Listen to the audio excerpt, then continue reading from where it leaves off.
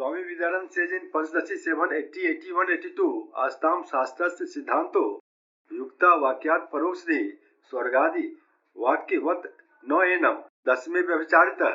Doubt arises that through reasoning and scripture only indirect knowledge is gained, as in the case of heaven.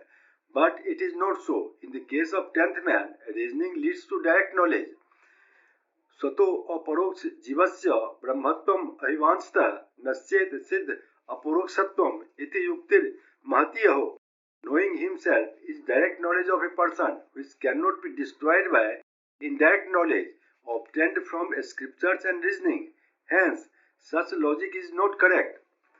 Vriddhim istvato मूल अपि नष्टम ईदृशम लौकिकम वचनम svatah sampannam tvat-prasadatah. Going for the interest, capital is lost, is a well-known proverb, but direct knowledge from thou or that is never lost.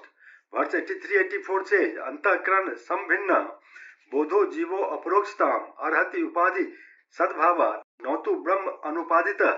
Doubt arises that jiva, who is conditioned by the inner organs, can be an object of direct knowledge with the aid of this conditioning adjunct.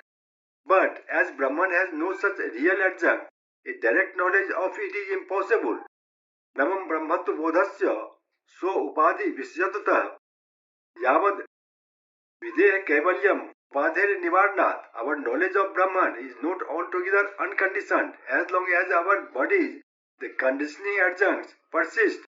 That is, adjuncts that condition us positively condition Brahman negatively. Knowledge is not possible without some adjunct or medium, so the things to be known also has it and has it as long as the body lasts. There is difference of opinion regarding the continuance of prarabdha karma after knowledge. Verse 85 says, antahkaran sahitya rahityabhyam visisite upadhir jīva-bhavasya brahmata yats non-yatha. The difference between Jiva and Brahman is due to the presence or absence of the conditioning medium of ego. There is no other difference. Reflection exists as long as reflecting medium exists. Verse 86 says, yatha vidhir upadhi syat pratisedhas tathana kim suvarna lo vedena sinkhalatvam na videte. If the presence of something such as an internal organ in Jiva is a conditioning adjunct, why not its absence in Brahman has the same effect? Chains, whether of gold or of iron, are equally binding. The associate is an obstacle to enlightenment because he is bound by the imperfections of intellect and also of its absence in Brahman.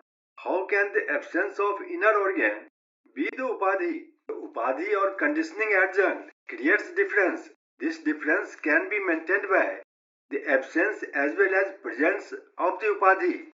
Presence of ego in Jiva keeps up difference between Jiva and Brahman. It can also be said that absence of internal organ in Brahman maintains the difference. In the latter case, absence of adjunct in one becomes the adjunct with reference to other. As long as our body or inner organ lasts, its presence in Jiva and its absence in Brahman maintains the difference between the two. Hence, in the act of creating or maintaining difference, an adjunct's presence or absence is immaterial, just as metal of chain is of no consequence as long as the binding effect is there.